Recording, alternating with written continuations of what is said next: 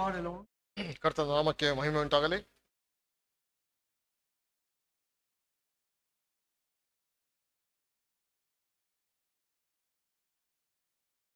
Thank God for having given us opportunities to be in fellowship with Christ Jesus as we meditate upon the Word of God. ದೇವರ ವಾಕ್ಯನ ನಾವು ಧ್ಯಾನ ಮಾಡ್ತಿರುವ ಹಾಗೆ ಕರ್ತನಾದ ಯೇಸು ಕ್ರಿಸ್ತನ ಜೊತೆಯಲ್ಲಿ ಇರುವಂತಹ ಒಂದು ಅನ್ಯತೆಗಾಗಿ ನಾವು ಕರ್ತನಿಗೆ ನಾವು ಸ್ತೋತ್ರವನ್ನು ಸಲ್ಲಿಸೋಣ. While we were singing, ನಾವು ರಾಗವನ್ನು ಆಡುತ್ತಿರುವಾಗ my attention went to the back side of the male side. Sisters ಕಡೆಗೆ ನನ್ನ ಪ್ರಿಯ ಸಹೋದರ ಗಮನವಾಯಿತು. They had a good female voice, female voice ಬಹಳ ಸುಮಧುರವಾಗಿ ಕೇಳ್ತಾ ಇತ್ತು ಎಂಬುದಾಗಿ ಹೇಳ್ತಾ ಇದ್ದಾರೆ. singing in another part. It was alto. Alto Kannada ಆಲ್ಟೋನಲ್ಲಿ ಆಡ್ತಾ ಇದ್ದಾರೆ ಎಂಬುದಾಗಿ ಬ್ರದರ್ ಹೇಳ್ತಾ ಇದ್ದಾರೆ. I think we were singing. I was really praising God for that because singing is a good talent. ರಾಗ ಆಡುವುದು ಅದು ದೇವರು ಕೊಟ್ಟಂತ ಒಂದು ಗಿಫ್ಟ್ ಅದಾಗಿದೆ. Singing in the alto is not easy. ಆಲ್ಟೋಲ್ಲಿ ಆಡುವುದು ಬಹಳ ಸುಲಭವಾದಂತ ಸಂಗತಿ ಅಲ್ಲ. In the 90s, myself and my wife, we were in the choir. ಪ್ರಿಯ ಸಹೋದರ ಮತ್ತು ಪತ್ನಿಯವರು ಕ್ವಾಯರ್ ಟೀಮ್ ನಲ್ಲಿ ಅವರು ಇದ್ರು ಬೆತಸ್ತಾದಲ್ಲಿ. And I was singing the tenor part ಪ್ರಿಯ ಸಹೋದರ ಟೆನರ್ ಪಾಠವನ್ನು ಅವರು ಆಡ್ತಾ ಇದ್ರು for 9 years. ಸುಮಾರು 9 ವರ್ಷಗಳು. So I was just listening who was singing that. ಅದನ್ನ ಪ್ರಿಯ ಸಹೋದರಿಗೆ ಆ ಒಂದು ಗ್ರಹಿಕೆ ಇದೆ ಯಾರು ಆಡ್ತಾ ಇದ್ದಾರೆ ಎಂಬುದಾಗಿ. Female voice added little more sweet in that and flavor to that song. ಅದು ಸುಮಧುರವಾಗಿ ಇನ್ನೂ ಸಹ ಅದು ಉತ್ತಮವಾಗಿ ಅದು ಕೊಟ್ಟಿದ್ದು. But without the male voice, that doesn't make much. Correct? Yes. But together, blending together with different parts is something good to listen to and glorifying God. ಎಲ್ಲರೂ ಸಹ ಒಟ್ಟಾಗಿ ಆಡುವಾಗ ಅದು ಕರ್ತನಿಗೆ ಅದು ಮಹಿಮೆ So ತರುವಂತದ್ದಾಗಿದೆ. sing for glorify God. ಕರ್ತನಿಗೆ ಘನವನ್ನು ತರುವ ರೀತಿಯಲ್ಲಿ ನಮ್ಮ ರಾಗಗಳು ಅದು. So we have another few minutes in order to meditate the Word of God. ಕೆಲವು ಸಮಯ ನಮ್ಮ ದೇವರ ವಾಕ್ಯದ ಕಡೆಗೆ ನಮ್ಮ ಗಮನ ನಡೆಸೋಣ. We have been talking about or thinking about or pondering upon the Bema seat, the judgment seat of Christ. ಮುಂಜಾನೆಯಿಂದ ನಾವು ಕ್ರಿಸ್ತನ ನ್ಯಾಯಾಸನದ ಕುರಿತಾಗಿ ನಾವು ಧ್ಯಾನ ಮಾಡ್ತಾ ಬಂದಿದ್ದೇವೆ. But it is now a little more extended eschatological subject. ಮತ್ತು ಮುಂದಿನ ಮುಂದುವರೆದ ಭಾಗವಾಗಿ ಕರ್ತನ ಒಂದು ಎರಡನೇ ಬರಣದ ಕುರಿತಾದಂತಹ ಒಂದು ಅಧ್ಯಯನಕ್ಕೆ ನಮ್ಮ ಗಮನ ನಡೆಸುವಂತ Rayanna. I know that all true believers who are sitting here are confident and with much hope that one day that we will be with Jesus Christ, will have the dearest fellowship with him.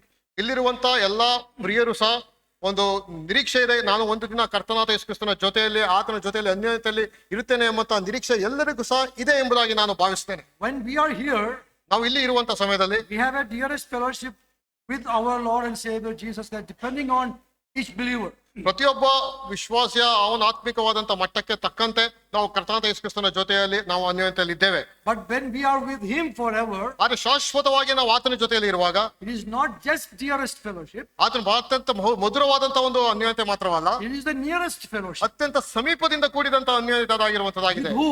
ಯಾರ ಜೊತೆಯಲ್ಲಿ? Our Savior. ನಮ್ಮ ರಕ್ಷಕನ ಜೊತೆಯಲ್ಲಿ The ಇರುವಂತವರಾಗಿದ್ದೇವೆ. nearest fellowship together. ಬಹಳ ಸಮೀಪವಾದದ್ದು ಮತ್ತು ಬಹಳ ಸುಮಧುರವಾದಂತಹ ಒಂದು ಅನ್ಯೋನ್ಯತೆಯಲ್ಲಿ ನಾವು That ಶಾಶ್ವತವಾಗಿರುವಂತವರಾಗಿದ್ದೇವೆ. will be joyful like anything. ಅತ್ಯಂತ ಆನಂದಕರವಾದಂತಹ ಒಂದು ಸಮಯ Or ಅದಾಗಿರುವಂತದ್ದಾಗಿದೆ. more than anything ಎಲ್ಲದಕ್ಕಿಂತಲೂ ಮಿಗಿಲಾದಂತ ಒಂದು ಸಮಯ ಅದು ಶಾಶ್ವತವಾಗಿರುವಂತದ್ದಾಗಿದೆ. that we have been enjoying here. ಬೇರೆ ಆ ಒಂದು ಸಂಗತಿಯ ಅಲ್ಪವಾದಂತಹ ಸಂಗತಿಯನ್ನು ನಾವು ಈ ಲೋಕದಲ್ಲಿ ನಾವು ಅನುಭವಿಸುವಂತರಾಗಿದ್ದೇವೆ. Let's turn to 1 Thessalonians chapter 4 verse 17. ಮೊದಲೇ ಥೆಸಲೋನಿಕದವರಿಗೆ ಬರೆದ ಪತ್ರಿಕೆ 4ನೇ ಅಧ್ಯಾಯಕ್ಕೆ ನಮ್ಮ ಗಮನವನ್ನು ಹರಿಸೋಣ. 1 Thessalonians chapter 4 verse 17. 4ನೇ ಅಧ್ಯಾಯ 17ನೇ ವಚನ. ಮೊದಲೇ ಥೆಸಲೋನಿಕದವರಿಗೆ ಬರೆದ ಪತ್ರಿಕೆ 4ನೇ ಅಧ್ಯಾಯ 17ನೇ ವಚನ. Then we who are alive and remain shall be caught up together with them in clouds to meet the Lord and in the air, and thus we shall always be with the Lord. Take note of the last sentence, and thus we shall always be with the Lord. ಆಮೇಲೆ ಜೀವದಿಂದ ಉಳಿದಿರುವ ನಾವು ಅಂತರಿಕ್ಷದಲ್ಲಿ ಕರ್ತನನ್ನು ಎದುರುಗೊಳ್ಳುವುದಕ್ಕಾಗಿ ಅವರ ಸಂಗಡಲೇ ಮೇಘವಾಹನರಾಗಿ ಪಕ್ಕನೆ ಒಯ್ಯಲ್ಪಡುವೆವು. ಹೀಗಾಗಿ ನಾವು ಸದಾ ಕಾಲವು ಕರ್ತನ ಜೊತೆಯಲ್ಲಿರುವು. ಆ ಒಂದು ಕಡೆ ಪದ ಪ್ರಯೋಗ ಸದಾ ಕಾಲವು ಕರ್ತನ ಜೊತೆಯಲ್ಲಿ ಇರುವೆವು ಎಂಬುದನ್ನು ನಾವು ಗಮನಿಸುವಂತರಾಗೋಣ. Hebrews chapter 9 verse 27 and 28. ಇಬ್ರಿಯರ ಪುಸ್ತಕ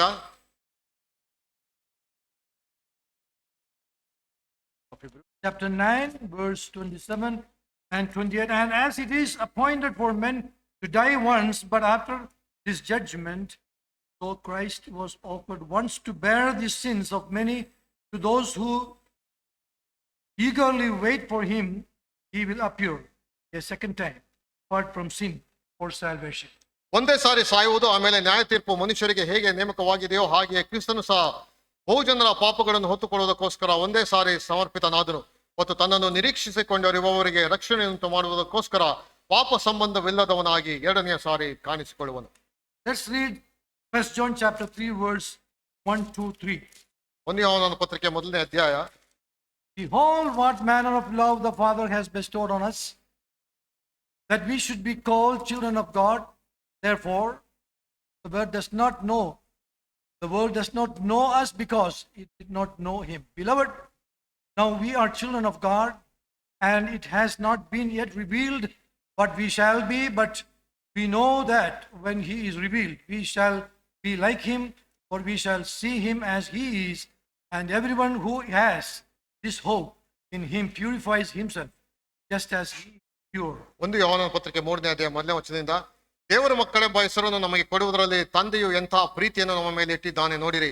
ನಾವು ಆತನ ಮಕ್ಕಳಾಗಿದ್ದೇವೆ. ಈ ಕಾರಣದಿಂದ ಲೋಕವು ನಮ್ಮನ್ನು ತಿಳಿದುಕೊಳ್ಳುವುದಿಲ್ಲ, ಅದು ಆತನನ್ನು ತಿಳಿದುಕೊಳ್ಳಲಿಲ್ಲವಲ್ಲ. ಪ್ರಿಯರೇ, ಈಗ ದೇವರ ಮಕ್ಕಳಾಗಿದ್ದೇವೆ. ಮುಂದೆ ನಾವು ಏನಾಗುವೆವೋ ಅದು ಇನ್ನೂ ಪ್ರತ್ಯಕ್ಷವಾಗಲಿಲ್ಲ. ಕ್ರಿಸ್ತನು ಪ್ರತ್ಯಕ್ಷನಾದರೆ ನಾವು ಆತನ ಹಾಗಿರುವೆವೆಂದು ಬಲ್ಲೆವು. ಯಾಕೆಂದ್ರೆ ಆತನಿರುವ ಪ್ರಕಾರವೇ ಆತನನ್ನು ನೋಡುವೆವು. ಆತನ ಮೇಲೆ ಆ ನಿರೀಕ್ಷೆಯನ್ನು ಇಟ್ಟಿರುವ ಪ್ರತಿಯೊಬ್ಬನು ಕ್ರಿಸ್ತನು ಶುದ್ಧನಾಗಿರುವಂತೆಯೇ ತನ್ನನ್ನು ಶುದ್ಧ ಮಾಡಿಕೊಳ್ಳುತ್ತಾನೆ. The word in the last part of chapter 4 of 1 Thessalonians verse 17, there is a specific word. ಅಲ್ಲಿ ನಾವು ಮೊದಲನೇ ಥೆಸಲೋನಿಕ ಪತ್ರಿಕೆ 4ನೇ ಅಧ್ಯಾಯ 17ನೇ ವಚನ ಓದಿದಂತಹ ಒಂದು ವಾಕ್ಯ ಭಾಗದಲ್ಲಿ ಕಡೆಯ ಒಂದು ವಚನದಲ್ಲಿ ಉಪಯೋಗಿಸಲ್ಪಟ್ಟ ಒಂದು ಪದ ಪ್ರಯೋಗ. That is what? Always. ಸದಾ ಕಾಲವು ಎಂಬುದಾಗಿ ಅಲ್ಲಿ ಓದುವಂತರಾಗಿದ್ದೇವೆ. Always will be with him. ಸದಾ ಕಾಲವು ಕರ್ತನ ಜೊತೆಯಲ್ಲಿ ನಾವು So ಇರುವಂತವರಾಗಿದ್ದೇವೆ. we shall always ever be with the Lord. ಶಾಶ್ವತವಾಗಿ ನಾವು ಆತನ ಜೊತೆಯಲ್ಲಿ ಯಾವಾಗಲೂ ಸಹ ಇರುವಂತವರಾಗಿದ್ದೇವೆ. That's why at the outset I mentioned that we will have not only the dearest fellowship as we have here, but it will be a nearest ಆದ್ರಿಂದ fellowship ನಾನು with him. ಪ್ರಾರಂಭದಲ್ಲಿ ನಾನು ಹೇಳಿದೆ, ಅದು ಅತ್ಯಂತ ಸುಮಧುರವಾದಂತಹ ಅನ್ಯೋನ್ಯತೆ ಮಾತ್ರವಲ್ಲ, ಅತ್ಯಂತ ಸಾಮೀಪ್ಯದಿಂದ ಕೂಡಿದಂತಹ ಒಂದು ಅನ್ಯೋನ್ಯತೆ ಅದಾಗಿರುವಂತದ್ದಾಗಿದೆ. While we are here, ನಾವು ಈ ಲೋಕದಲ್ಲಿ ಇರುವಂತಹ ಸಮಯದಲ್ಲಿ the Lord is with us. ಕರ್ತನು ನಮ್ಮ ಜೊತೆಯಲ್ಲಿ ಆತನು ಇದ್ದಾನೆ. And when we are called away, we are with the Lord forever. ನಾವು ಈ ಲೋಕದಿಂದ ಈ ಯಾತ್ರೆಯನ್ನು ಮುಗಿಸಿದ ಮೇಲೆ ಶಾಶ್ವತವಾಗಿ ಆತನ ಜೊತೆಯಲ್ಲಿ ನಾವು ಇರುವಂತವರಾಗಿದ್ದೇವೆ. If you do have any doubt on this, you please meditate upon that verse. ನಿಮ್ಗೆ ಏನಾದ್ರೂ ಸಂದೇಹವಿದ್ರೆ ದಯಮಾಡಿ ಆ ಒಂದು ವಚನದ ಮೇಲೆ ನೀವು ಸ್ವಲ್ಪ ಧ್ಯಾನವನ್ನು ನೀವು ಮಾಡಿರಿ. And evaluate the salvation that you have received as a gift. ಅದೇ ಉಚಿತಾರ್ಥವಾಗಿ ನಿಮಗೆ ಸಿಕ್ಕಿದಂತ ರಕ್ಷಣೆಯನ್ನು ಸಹ ಅದೇ ಸಮಯದಲ್ಲಿ ಅವಲೋಕನ ಮಾಡಿರಿ. Very important. ಬಹಳ ಪ್ರಾಮುಖ್ಯವಾದಂತಹ ಒಂದು ಪ್ರಸ್ತಾಪ. There is no dividing the saints of believer from his Savior, Jesus Christ. ಯೇಸು ಕ್ರಿಸ್ತನಿಂದ ಹೊರತುಪಡಿಸಿ ಎಷ್ಟೇ ಮಾತ್ರಕ್ಕೂ ವಿಶ್ವಾಸಿಗಳು ಅಲ್ಲಿ ಹೊರತಾಗಿರಲಿಕ್ಕೆ ಸಾಧ್ಯವಿಲ್ಲ. He doesn't want that. ಆ ರೀತಿಯಾಗಿ ಇರುವುದಕ್ಕೆ ದೇವರಿಗೆ ಇಷ್ಟವಿಲ್ಲ. They are one and always must be one. ಅವರೆಲ್ಲರೂ ಒಂದಾಗಿದ್ದಾರೆ ಮತ್ತು ಎಲ್ಲರೂ ಐಕ್ಯವಾಗಿರಬೇಕೆಂಬುದಾಗಿ ದೇವರು ಅಪೇಕ್ಷಿಸುವಂತವನಾಗಿದ್ದಾನೆ. Jesus Christ cannot be without his people. ಯೇಸು ಕ್ರಿಸ್ತನು ತನ್ನ ಜನರನ್ನು ಹೊರತುಪಡಿಸಿ ಆತನು ಇರಲಿಕ್ಕೆ ಸಾಧ್ಯವಿಲ್ಲ. Without his blood-bought children. ತನ್ನ ಸ್ವರಕ್ತದಿಂದ ಕೊಂಡುಕೊಂಡಂತ ಜನಾಂಗವು ಆತನನ್ನು ಹೊರತುಪಡಿಸಿ ಇರಲಿಕ್ಕೆ ಸಾಧ್ಯವಿಲ್ಲ. For Jesus would be a head without a body. ಅಲ್ಲಿ ಆ ರೀತಿಯಾಗಿ ಆಗುವುದಾದ್ರೆ ಕರ್ತನು ದೇಹವಿಲ್ಲದಂತ ಶಿರಸ್ಸಿನ ಉಪಾಧಿಯಲ್ಲಿ ಆತನು ಇರುವಂತವನಾಗಿದ್ದಾನೆ. Jesus cannot be without his children. ತನ್ನ ಮಕ್ಕಳಿಗೆ ಇಲ್ಲದೆ ಆತನು ಇರಲಿಕ್ಕೆ ಅಲ್ಲಿ ಸಾಧ್ಯವಿಲ್ಲ. That is the foremost and primemost desire of our Savior. Be fellowship with children. ತನ್ನ ಮಕ್ಕಳ ಜೊತೆಯಲ್ಲಿ ಅನ್ಯೋನ್ಯತೆಯಲ್ಲಿ ಇರಬೇಕೆಂಬುದಾಗಿ ಕರ್ತನಾದ ಯೇಸು ಕ್ರಿಸ್ತನು ಮಹತ್ತರವಾಗಿ ಆತನು ಅಪೇಕ್ಷಿಸುವಂತವನಾಗಿದ್ದಾನೆ. How many of us have this hope and are very much joyful while living on the face of this? ನಮ್ಮಲ್ಲಿ ಎಷ್ಟು ಜನರಿಗೆ ಒಂದು ನಿರೀಕ್ಷೆ ಇದೆ ಮತ್ತು ಆ ಒಂದು ನಿರೀಕ್ಷೆಯನ್ನು ಆಧಾರ ಮಾಡಿಕೊಂಡವರಾಗಿ ಈ ಲೋಕದ ಯಾತ್ರೆಯಲ್ಲಿ ಆನಂದಕರವಾದಂತಹ ಜೀವಿತವನ್ನು ನಾವು ಜೀವಿಸ್ತಾ ಇದ್ದೇವೆ ಎಂಬುದಾಗಿ. In Thessalonians chapter 4, we read that, we will be caught up we will be caught up with them who were dead. ನಾವು ಅಲ್ಲಿ ತೆಸಲೋನಿಕ ಪತ್ರಿಕೆಯಲ್ಲಿ ಓದಿದ ಹಾಗೆ ನಾವು ಆತನ ಶಬ್ದ ತುತ್ತೂರಿ ಧ್ವನಿ ಆದ ಸಮಯದಲ್ಲಿ ಕ್ರಿಸ್ತನಲ್ಲಿರುವಂತಹ ಸತ್ತವರು ಮೊದಲು ಎದ್ದು ಬರುವರು, ಆಮೇಲೆ ಜೀವದಿಂದ ಇಳಿದಿರುವ ನಾವು ಅಂತರಿಕ್ಷದಲ್ಲಿ ಆತನನ್ನು ಎದುರುಗೊಳ್ಳುವುದಕ್ಕಾಗಿ ಅವರ ಸಂಗಡಲೇ ಮೇಘಗಳ ವಾಹನರಾಗಿ ಒಯ್ಯಲ್ಪಡುವೆವು. Whether caught up in the air, ನಾವು ಮಧ್ಯಾಕಾಶಕ್ಕೆ ಒಯ್ಯಲ್ಪಡುವಂತಾಗಲಿ, or resting in the paradise, ಇಲ್ಲವೇ ನಾವು ಪರದೇಶದಲ್ಲಿ ಇರುವಂತಹ ಸ್ಥಿತಿ ಆಗಲಿ, or sojourning here on the face of this earth, ನಾವು ಈ ಲೋಕದಲ್ಲಿ ಪ್ರಯಾಣದ ಸ್ಥಿತಿಯಲ್ಲಿ ಇರಲಿ, are with Jesus.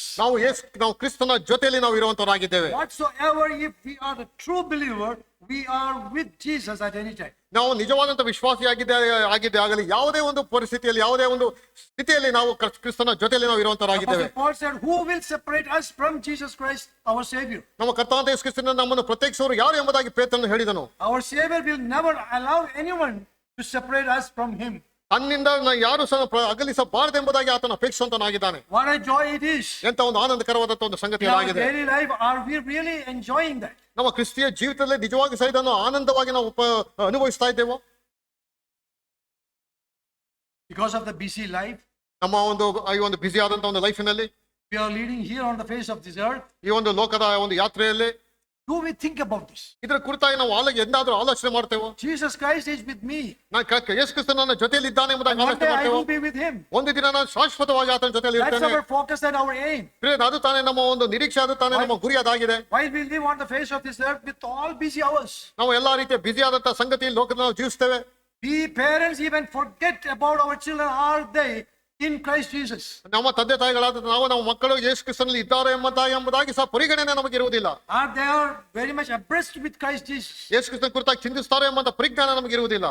Many believer parents are very much interested in their studies only. ಅನೇಕ ವಿಶ್ವಾಸಿಗಳು ತಮ್ಮ ಮಕ್ಕಳ ವಿದ್ಯಾಭ್ಯಾಸದಲ್ಲಿ ಮಾತ್ರ ಅವರು To make ಚಿಂತಿತರಾಗಿದ್ದಾರೆ. up something. ಅವರಿಗೆ ಏನೋ ಒಂದು ಸ್ಥಾನಕ್ಕೆ ತರಬೇಕೆಂಬುದಾಗಿ ಆಲೋಚಿಸ್ತಾರೆ ಅಷ್ಟೇ. My father was an evangelist ಪ್ರಿಯ ಸಹೋದರ ತಂದೆಯವರು ಎವಾಂಜಲಿಸ್ಟ್ ಆಗಿದ್ದರು. for 55 years. ಸುಮಾರು 55 ವರ್ಷಗಳು ಅವರು ಇದ್ದರು. Resigning from a job as a branch manager of a bank.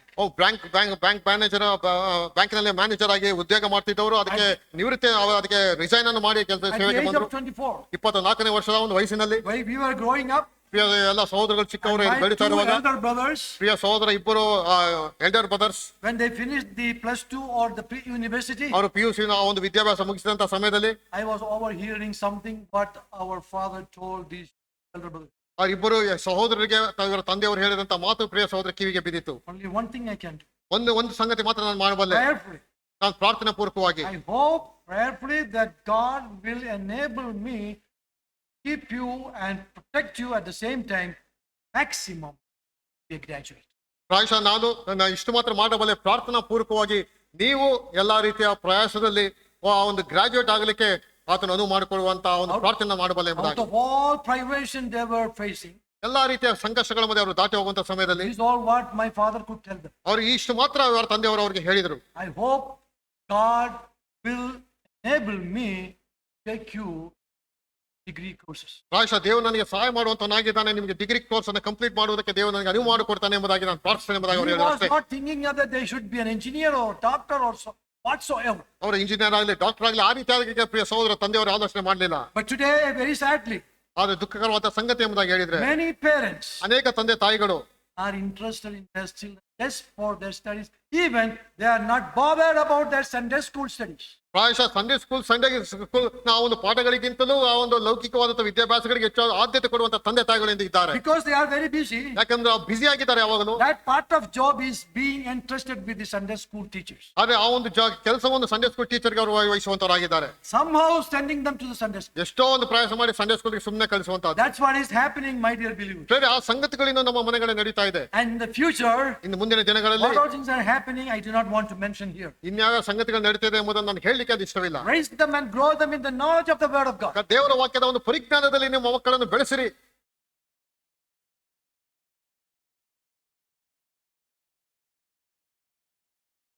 While keeping all these what we heard, that we will be with him forever, let's think a little more about that. ಆದ್ರಿಂದ ನಾವು ಸದಾಕಾಲವು ಕ್ರಿಸ್ತನ ಜೊತೆಯಲ್ಲಿ ಇರುತ್ತೇವೆ ಎಂಬ ಆ ಒಂದು ಪ್ರಸ್ತಾಪದ ಅಡಿದವರಲ್ಲಿ ಈ ಎಲ್ಲಾ ಸಂಗತಿಗಳನ್ನು ಸ್ವಲ್ಪ ಅವಲೋಕನ ಮಾಡಿಕೊಳ್ಳ್ರಿ. He is our supreme honor, rest, comfort, delight is to be with the Lord Jesus Christ. ನಮ್ಮ ಎಲ್ಲ ಒಂದು ನಮ್ಮ ಎಲ್ಲ ಅನುಕೂಲತೆಗಳು, ನಮ್ಮ ಎಲ್ಲ ಎಲ್ಲ ಲೌಕಿಕವಾದಂತ ಎಲ್ಲ ಸಂಗತಿಗಳು ಆತನ ಜೊತೆಯಲ್ಲಿ ಇರುವುದಕ್ಕೆ ಅನುವು ಮಾಡಿಕೊಡುವಂತದ್ದಾಗಿದೆ. We cannot conceive of anything which can surpass or even equal his divine society. ಅಲ್ಲಿ ಆತನ ದೈವಿಕವಾದಂತಹ ಸಂಗತಿಗಳಿಗೆ ನಾವು ಲೌಕಿಕವಾದಂತ ಈ ಸಂಗತಿಗಳು ಯಾವುದೇ ರೀತಿಯಲ್ಲಿ ಸರಿ ಸಮಾನ ಮಾಡಲಿಕ್ಕೆ ಅದು ಸಾಧ್ಯವಿಲ್ಲ. That society, ಅದು ಆತ್ಮಿಕವಾಗಿ ಸಂಬಂಧಪಟ್ಟಂತ ಒಂದು ಸಂಗತಿ ಅದಾಗಿದೆ. the children of God, ದೇವರ ಮಕ್ಕಳೇ ಮತ ಒಂದು ಬೀರುದು, who is in fellowship with Jesus Christ daily and daily. ಪ್ರತಿನಿತ್ಯ ಯೇಸು ಕ್ರಿಸ್ತನ ಜೊತೆಯಲ್ಲಿ ಅನ್ಯೋನ್ಯತೆಯಲ್ಲಿ ಇರುವಂತವರು. So we cannot conceive of anything which can surpass or even equal for his divine society. ಅಲ್ಲಿ ಆತನ ದೈವಿಕವಾದಂತಹ ಸಂಗತಿಗಳಿಗೆ ಸರಿ ಸಮಾನ ಮಾಡುವಂತ ಲೌಕಿಕವಾದಂತ ಯಾವ ಸಂಗತಿಗಳು ಅದಕ್ಕೆ ಸಮೀಪಕ್ಕೂ ಸಾಧ ಬರುವುದಿಲ್ಲ. How many of you sitting here is very much interested have the fellowship and in this divine society which is the church, the body of Christ Jesus? ಬೇರೆ ಈ ಒಂದು ಸಭೆ ಎಂಬುದಾಗಿ ಹೇಳುವ ಕ್ರಿಸ್ತನ ದೇಹವಾಗಿರುವಂತಹ ಒಂದು ಸಭೆಯ ಈ ಒಂದು ಅನ್ಯೋನ್ಯತೆಯಲ್ಲಿ ನಿಮ್ಮಲ್ಲಿ ಎಷ್ಟು ಜನರು ಆ ಒಂದು ಅನ್ಯೋನ್ಯತೆಯನ್ನು ನಾನು ಆನಂದಿಸಬೇಕೆಂಬುದಾಗಿ ತವಕ ಉತ್ಸುಕದಲ್ಲಿ ನೀವು ಇದ್ದೀರಿ? How many of us we just skip the weekly prayer meeting and Bible study? ನಮ್ಮಲ್ಲಿ ಎಷ್ಟು ಜನರು ವಾರದಲ್ಲಿ ನಡೆಯುವಂತಹ ಒಂದು ಕೂಟಗಳಿಗೆ ನಾವು ವಿದಾಯ ಹೇಳುವಂತವರಾಗಿದ್ದೇವೆ. Where the divine society is gathering together. ಎಲ್ಲಿ ದೈವಿಕವಾದಂತಹ ಒಂದು ಕೂಟ ಒಟ್ಟಾಗಿ ಸೇರಿ ಬರುವಂತದ್ದಾಗಿದೆ ಆ ಸಂಗತಿಗಳಿಗೆ ನಾವು ಹಾಜರಾತಿಯನ್ನು ಹಾಕದೆ ಹೋಗುತ್ತೇವೆ. What's our focus? ನಮ್ಮ ಒಂದು ದೃಷ್ಟಿಕೋನ ಅದು ಯಾವುದರ ಮೇಲೆ ಇದೆ? By holy fellowship we must be with him. ಬೇರೆ ಆ ಒಂದು ಅನ್ಯೋನ್ಯತೆಯನ್ನು ಗುರಿ ಮಾಡಿಟ್ಟುಕೊಂಡವರಾಗಿ ಆತನಲ್ಲಿ ನಾವು ಇರಬೇಕಾಗಿದೆ. His humility, action, rejection and travail. ಬೇರೆ ಆತನ ಒಂದು ದೀನತೆಯಲ್ಲಿ ನಮ್ಮನ್ನು ನಾವು ತೊಡಗಿಸಿಕೊಂಡವರಾಗಿ ಲೌಕಿಕವಾದ ಸಂಗತಿಗಳಿಗೆ ಆ ತಾತ್ಸಾರವನ್ನು ಮನೋಭಾವ ಹೊಂದಿದವರಾಗಿ ನಾವು ಮುಂದುವರಿಯಬೇಕಾಗಿದೆ. And we think that then we shall be with him in his glory. ಆಗ ನಾವು ಆತನ ಮಹಿಮೆಯಲ್ಲಿ ನಾವು ಸಹ ಪಾಲುಗಾರರಾಗುವಂತವರಾಗಿದ್ದೇವೆ. We should always identify with him. ಯಾವಾಗಲೂ ಸಹ ನಾವು ಕ್ರಿಸ್ತನೊಂದಿಗೆ ನಮ್ಮನ್ನು ನಾವು ಗುರುತಿಸಿಕೊಳ್ಳುವಂತವರು ನಾವು ಆಗಿರಬೇಕು. Are we doing that? ಬೇರೆ ಆ ಸಂಗತಿಯನ್ನು ನಾವು ಮಾಡ್ತಾ He ಇದ್ದೇವೆ. was so humble, he was so ತನ್ನನ್ನು ತಾನು ಅಷ್ಟಪಟ್ಟಿಗೆ ಆತನ ದೀನತೆಯನ್ನು ತಗ್ಗಿಸಿಕೊಂಡನು. lovable, ಆತನು ಪ್ರೀತಿ ಪೂರ್ವನಾಗಿದ್ದನು. he was going through rejections, ಅಲ್ಲಿ ಎಲ್ಲಾ ರೀತಿಯ ತಿರಸ್ಕಾರಕ್ಕೆ ಆತನು ಒಳಗಾದನು. so much travail. ಅಲ್ಲಿ ಅಷ್ಟು ರೀತಿಯ ಕಷ್ಟ ಕಾರ್ಪಣ್ಯಗಳ ದಾಟಿ ಹೋದನು. Are we identifying with him? ಆತನ ಜೊತೆಯಲ್ಲಿ ನಮ್ಮನ್ನು ನಾವು ಗುರುತಿಸಿಕೊಳ್ಳುತ್ತಾ ಇದ್ದೇವೆ. Because he is with us. ಯಾಕೆಂದ್ರೆ ಆತನು ನಮ್ಮ ಜೊತೆಯಲ್ಲಿ ಆತನು ಇದ್ದಾನೆ. Are we recognizing that? ಅದನ್ನು ನಾವು ಗುರುತಿಸ್ತಾ ಇದ್ದೇವೆ. My dear brethren, first that much time. ವಿಶ್ವಾಸಗಳೇ, ನಮಗೆ ಇದನ್ನು ಆಲೋಚನೆ ಮಾಡುವುದಕ್ಕೆ ನಮಗೆ ಸಮಯವಿಲ್ಲ. Keep that in mind. ಈ ಸಂಗತಿಯನ್ನು ಮನಸ್ಸಲ್ಲಿ ಇಟ್ಟುಕೊಳ್ಳಿ. Before long we shall be with him in his rest and in his royalty. ಆತನ ಒಂದು ಪ್ರಸನ್ನತೆಯಲ್ಲಿ, ಆತನ ಒಂದು ಶಾಶ್ವತವಾದ ವಿಶ್ರಾಂತಿಯಲ್ಲಿ ನಾವು ಪಾಲುಗಾರಾಗುವಂತರಾಗಿದ್ದೇವೆ. And in his expectation and in his manifestation. ಆತನ ಒಂದು ತನ್ನನ್ನು ತಾನು ಪ್ರಕಟಣೆ ಮಾಡಿಕೊಳ್ಳುವಂತಹ ಸಂಗತಿಯಲ್ಲಿ ನಾವು ಸಹ ಪಾಲುದಾರರಾಗುತ್ತೇವೆ. We shall be faring as he is faring. ಆತನು ಯಾವ ರೀತಿಯಲ್ಲಿ ಇದ್ದಾನೋ ಆತನ ಹಾಗೆ ನಾವು ಸಹ ಮಾರ್ಪಾಟಾಗುವಂತರಾಗಿದ್ದೇವೆ. And triumph as he triumphs. ಆತನು ಯಾವ ರೀತಿಯಲ್ಲಿ ಜಯವನ್ನು ಹೊಂದಿದ್ದಾನೋ ಅದೇ ರೀತಿಯ ಜಯವನ್ನು ನಾವು ಸಹ ಹೊಂದುವಂತರಾಗಿದ್ದೇವೆ. Our destiny, number 2 point, is not incomparable.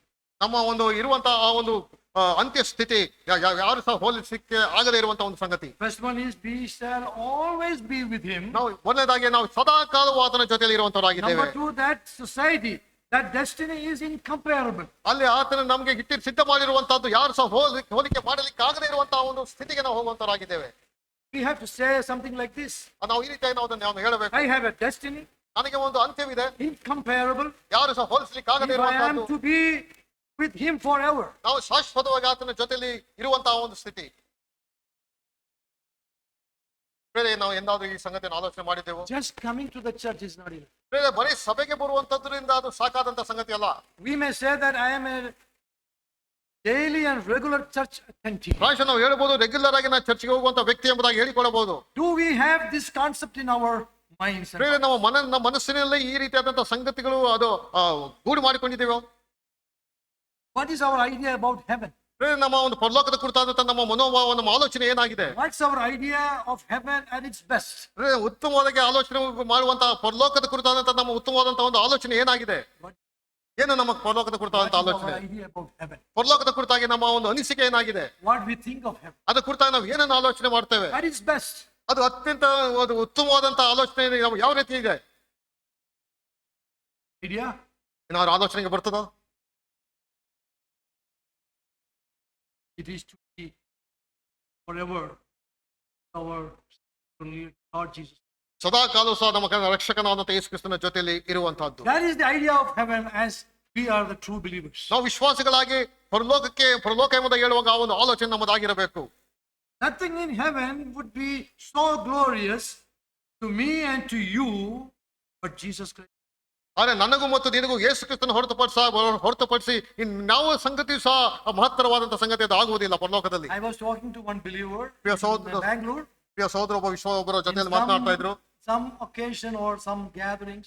ಯಾವುದೋ ಒಂದು ರೀತಿಯ ಕೂಟದಲ್ಲಿ ಪ್ರಿಯ ಸಹೋದರ ಜೊತೆ ಮಾತನಾಡ್ತಾ ಇದ್ರು. Immediately his daughter came. ಆ ಸಮಯದಲ್ಲಿ ಅವರ ಮಗಳು ಅಲ್ಲಿಗೆ ಬಂದರು. And she is not a teenager. ಆ ಒಂದು ಟೀನೇಜರ್ ಅಲ್ಲ, in fellowship.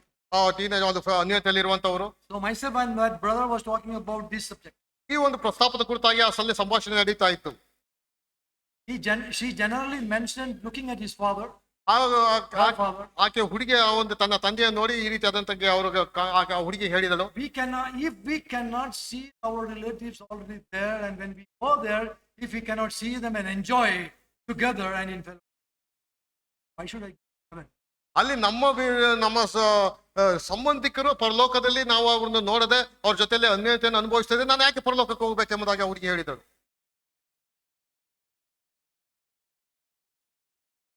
About it, ನೀವು ಏನನ್ನ ಅದ್ರ ಕುರಿತಾಗಿ ಆಲೋಚನೆ ಮಾಡ್ತೀವಿ. Why should I go to heaven? ನಾನು ಯಾಕೆ ಪರಲೋಕಕ್ಕೆ ಹೋಗಬೇಕು? He is in fellowship. ಆಕೆ ಸಭೆ ಅನ್ಯತೆಲ್ಲ ಹುಡುಗಿ ಇದ್ದಾಳೆ. He breaks the bread. ಆ ರೊಟ್ಟಿಯನ್ನು ಮುರಿಯುವಂತಳಾಗಿದ್ದಾಳೆ. But this is the, ಅದು ಕೊಟ್ಟಂತ ಒಂದು ಸ್ಟೇಟ್ಮೆಂಟ್. I was surprised. ನಂಗೆ ಆಶ್ಚರ್ಯವಾಯಿತು. The heaven is not a place, to my understanding, ಆದ್ರೆ ಪರಲೋಕ ಎಂಬುದಾಗಿ ಹೇಳುವಾಗ ನಾವು ಅರ್ಥ ಮಾಡಿಕೊಂಡಂತದ್ದು ಏನಂದ್ರೆ, to see our wives and husbands and children and relatives and enjoy. ನನ್ನ ಹೆಂಡತಿ, ನನ್ನ ಗಂಡ, ನನ್ನ ಮಕ್ಕಳು, ನಮ್ಮ ಸಂಬಂಧಿಕರು ಅವರನ್ನು ನೋಡಿ ನಾನು ಸಂತೋಷ ಪಡಬೇಕೆಂಬುದು ಅದಕ್ಕಿಂತಲೂ ಮಿಗಿಲಾದಂತಹ ಸಂಗತಿ ಇದೆ. Spiritual and divine entity there is something different. ಆದ್ರೆ ಆತ್ಮಿಕವಾದಂತಹ ಇನ್ನೂ ಸಹ ಮಿಗಿಲಾದಂತಹ ಒಂದು ಸಂಗತಿ ಪರಲೋಕದಲ್ಲಿ ಅಡಕವಾಗಿದೆ. Is meeting with our relatives is the first thing to do in heaven? ಆದ್ರೆ ಪರಲೋಕದಲ್ಲಿ ಬರೀ ನಮ್ಮ ಸಂಬಂಧಿಕರನ್ನು ಭೇಟಿ ಮಾಡುವಂತದ್ದು, ಅವರು ನೋಡುವುದು ಅದೇ ನಮ್ಮ ಪ್ರಾಮುಖ್ಯವಾದಂತಹ ಸಂಗತಿಯೋ? That is a biological relationship what we were enjoying here. ಇಲ್ಲಿ ನಾವು ಬಯಾಲಜಿಕಲ್ ಆದಂತಹ ಒಂದು ಸಂಬಂಧ, ಅದು ಈ ಲೋಕದಲ್ಲಿ ಇರುವಂತದ್ದಾಗಿದೆ ಅಷ್ಟೇ. Is that same enjoyment there in heaven when we ಪರಲೋಕದಲ್ಲೂ ಸಹ ಅದೇ ರೀತಿಯ ಒಂದು ಆನಂದಕರವಾದ ಸಂಗತಿ ಇದೆ ಎಂಬುದಾಗಿ ಭಾವಿಸ್ತೀರೋ? we are forgetting Jesus Christ who is there? ಅಲ್ಲಿ ಇರುವಂತ ಯೇಸು ಕ್ರಿಸ್ತನೇ ನಾವು ಅನೇಕ ಬಾರಿ ಮರೆತು ಬಿಡುವಂತರಾಗಿದ್ದೇವೆ. Nothing in heaven would be glorious to me but Jesus Christ himself alone, and myself forever with him in nearest and dearest fellowship, not with the relatives. ಪರಲೋಕದಲ್ಲಿ ಯೇಸು ಕ್ರಿಸ್ತನ ಹೊರತಾಗಿ ಯಾವ ಸಂಗತಿಯೂ ಅಲ್ಲಿ ಮಿಗಿಲಾಗದಕ್ಕೆ ನಮಗೆ ಅನಿಸುವುದಿಲ್ಲ. ಯಾಕೆಂಬುದಾಗಿ ಹೇಳಿದ್ರೆ ಆತನ ತಾನೇ ನಮಗೆ ಅತ್ಯಂತ ಅಮೂಲ್ಯನೂ, ಆತನ ತಾನೇ ಅತ್ಯಂತ ಸಮೀಪವಾದಂತ ಒಬ್ಬ ವ್ಯಕ್ತಿಯು ಆತನಾಗಿದ್ದಾನೆ. Are we there to enjoy with our relations? ಬರೇ ನಮ್ಮ ಸಂಬಂಧಿಕರ ಜೊತೆ ಮಾತ್ರ ನಾವು ಆನಂದ ಪಡಬಹುದು ಎಂಬುದಾಗಿ ನೀವು ಭಾವಿಸ್ತೀರ? Are we thinking of having a dearest and nearest fellowship with him and worshipping him? ಆದ್ರೆ ನಿಜವಾಗಿ ಸಹ ಆತನನ್ನು ನಾವು ಸಮೀಪದಲ್ಲಿ ನಾವು ಆತನ ಆರಾಧಿಸುವೆ ಎಂಬುದಾಗಿ ನೀವು ಒಬ್ಬ ಆಲೋಚನೆ ಅದಿದೆಯೋ? I know one evangelist said something like this. ಒಬ್ಬರು ಸುವಾರ್ತಿಕರು ಈ ರೀತಿಯಾಗಿ ಅವರು ಒಂದು ರೀತಿಯ ಸ್ಟೇಟ್ಮೆಂಟ್ ಅನ್ನು ಕೊಟ್ಟರು. His wife passed away. ಅವರ ಒಂದು ಹೆಂಡತಿ ಅವರು ತೀರಿ ಹೋದ್ರು. At the early years of their marriage. ಅವರ ಮದುವೆಯಾಗಿ ಸ್ವಲ್ಪ ಸಮಯದಲ್ಲೇ ಅವರ ಹೆಂಡತಿ ಅವರು ತೀರಿ ಹೋದ್ರು. After some time. ಕೆಲವು ಸಮಯದ ನಂತರ, ಕೆಲವು ವರ್ಷಗಳ ನಂತರ someone asked him, ಕೆಲವರು ಆ ಸಹೋದರಿಗೆ ಕೇಳಿದ್ರು, why are you not getting married again? ನೀನು ಯಾಕೆ ಮತ್ತೆ ನೀನು ಮದುವೆ ಆಗಲಿಲ್ಲ ಎಂಬುದಾಗಿ ಅವರಿಗೆ ಕೇಳಿದ್ರು. He already had a small child. ಈಗಾಗಲೇ ಒಂದು ಸಣ್ಣ ಮಗು ಅವರಿಗಿದೆ. His reply was, ಆತ ಅವರು ಕೊಟ್ಟಂತ ಉತ್ತರ ಏನೆಂಬುದಾಗಿ ಹೇಳಿದ್ರೆ, I did not want to see two wives. ಪರಲೋಕದಲ್ಲಿ ಇಬ್ಬರು ಹೆಂಡತಿಯರನ್ನು ನಾನು ನೋಡ್ಲಿಕ್ಕೆ ಇಷ್ಟವಿಲ್ಲ, ಅದಕ್ಕೆ ನಾನು ಮದುವೆ ಆಗುದಿಲ್ಲ ಎಂಬುದಾಗಿ I am not very much in line with that. Why should I? So, nothing in heaven would be glorious to me but Jesus Christ alone. ಯೇಸು ಕ್ರಿಸ್ತನ ಹೊರತುಪಡಿಸಿ ಯಾವ ಸಂಗತಿ ಸಹ ಪರಲೋಕದಲ್ಲಿ ಮಿಗಿಲಾದಂತಹ ಸಂಗತಿ ಅದಾಗಿರುವುದಿಲ್ಲ. Forever with him. ಶಾಶ್ವತವಾಗಿ ಆತನ ಜೊತೆಯಲ್ಲಿ ಇರುವಂತರಾಗಿದ್ದೇವೆ. Nearest and dearest fellowship. ಅತ್ಯಂತ ಸುಮಧುರವಾಗಿ, ಅತ್ಯಂತ ಸಾಮೀಪ್ಯದಲ್ಲಿ ಯೇಸು ಕ್ರಿಸ್ತನ ಜೊತೆಯಲ್ಲಿ ನಾವು ಇರುವಂತರಾಗಿದ್ದೇವೆ. As we read this morning, ಈ ಮುಂಜಾನೆ ನಾವು ಓದಿದ ಹಾಗೆ, the last chapter of Revelation, ಪ್ರಕಟಣೆ ಪುಸ್ತಕದ ಒಂದು ಕಡೆಯ ಒಂದು ಅಧ್ಯಾಯದಲ್ಲಿ, he is coming, I am coming. ನಾನು ತಿರುಗಿ ಬರುತ್ತೇನೆ ಎಂಬುದಾಗಿ ಆತನು ಹೇಳಿದ್ದಾನೆ. The rewards with me for you. ನಿನಗೆ ಕೊಡಬೇಕಾದ ಪ್ರತಿಫಲ ನನ್ನ ಕೈಯಲ್ಲಿ ಇದೆ ಎಂಬುದಾಗಿ ಆತನು The Lord will come. ಕರ್ತನು ಬರುವಂತನಾಗಿದ್ದಾನೆ. He is coming. ಆತನು ತಿರುಗಿ ಬರುವಂತನಾಗಿದ್ದಾನೆ. It's certain Jesus Christ is on the road. ಆತನು ನಿಜವಾಗಿ ಮಾರ್ಗದಲ್ಲಿ ಆತನು ಇದ್ದಾನೆ. And traveling quickly. ಆತನು ಬಹಳ ಬೇಗನೆ ನಮ್ಮ ಕರ್ಕೊಂಡು The sound ಹೋಗುವಂತನಾಗಿದ್ದಾನೆ. of his approach ಆತನು ಬರುವಂತಹ ಒಂದು ಗರ್ಜನೆ, ಆತನ ಶಬ್ದ should be as music to our hearts and ears. ನಮ್ಮ ಒಂದು ಹೃದಯಗಳಿಗೂ ನಮ್ಮ ಕಿವಿಗಳಿಗೂ ಆಹ್ಲಾದಕರನ್ನು ತರುವಂತಹ ಒಂದು ಸುಮಧುರವಾದಂತಹ ಒಂದು ಸಂಗೀತ ಅದಾಗಿರಬೇಕು. That I am coming. ನಾನು ಬೇಗನೆ ಬರ್ತೇನೆ ಎಂಬುದಾಗಿ ಆತನು ಹೇಳಿದನು.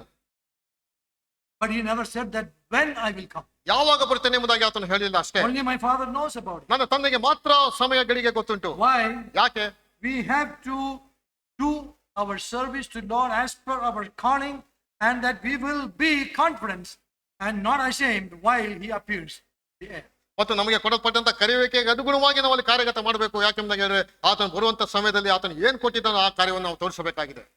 Living or dying, we are the Lord's. ಅಲ್ಲಿ ನಾವು ಆತನೊಂದಿಗೆ ಇದ್ದವರಾಗಿ ನಾವು ಈ ಲೋಕದ ಯಾತ್ರೆ ಮುಗಿಸಿದ್ರೆ ನಾವು ಕ್ರಿಸ್ತನಿಗೆ ಸಂಬಂಧಪಟ್ಟಂತವರಾಗಿರ್ತೇವೆ. ನಾವು ಈ ಲೋಕದಲ್ಲಿ ಜೀವಿಸುವಾಗ Jesus will be with us. ಕರ್ತನು ಈ ಕ್ರಿಸ್ತನ ನಮ್ಮ ಜೊತೆಲಿ If we ಇರ್ತಾನೆ. die, ನಾವು ಸತ್ತರೆ we shall be with Jesus Christ ಆತನ ಕ್ರಿಸ್ತನ ಜೊತೆಲಿ ನಾವು ಇರುವಂತವರಾಗಿದ್ದೇವೆ, eternally. ಶಾಶ್ವತವಾಗಿರುವಂತವರಾಗಿದ್ದೇವೆ. So let us live while we live, wasting no time, ಆದ್ರಿಂದ ಈ ಲೋಕದಲ್ಲಿ ಜೀವಿಸುವಾಗ ಈ ಸಮಯವನ್ನು ವ್ಯರ್ಥ ಮಾಡದೆ ನಾವು ಆತನಿಗೋಸ್ಕರ but ಜೀವಿಸುವಂತವರಾಗಿದ್ದೇವೆ. using every hour for the highest ends. ಪ್ರತಿಯೊಂದು ಸಮಯವನ್ನು ಆತನಿಗೋಸ್ಕರವಾಗಿ ಮೀಸಲಿಡುವಂತಹ ಒಂದು ಕಾರ್ಯಕ್ಕೆ ನಾವು ತೊಡಗಿಸಿಕೊಳ್ಳೋಣ. Hope and look for that day ಆ ಒಂದು ದಿನಕ್ಕೋಸ್ಕರವಾಗಿ ನಾವು ನಿರೀಕ್ಷೆಯನ್ನು ನಾವು ಎದುರು ನೋಡುವಂತವರಾಗಿರೋಣ. when we are with Him. ಸದಾ ಕಾಲವೂ ಸಹ ಆತನ ಜೊತೆಯಲ್ಲಿ ನಾವು ಇರುವಂತವರಾಗಿದ್ದೇವೆ. He with us, ಆತನ ನಮ್ಮ ಜೊತೆಲಿ ಇದ್ದಾನೆ, we with Him. ನಾವು ಆತನಲ್ಲಿ ನಾವು ಇರುವಂತವರಾಗಿದ್ದೇವೆ. May God's name. ಆತನ ನಾಮ ಅದು ಮಹಿಮೆ ಹೊಂದಲಿ.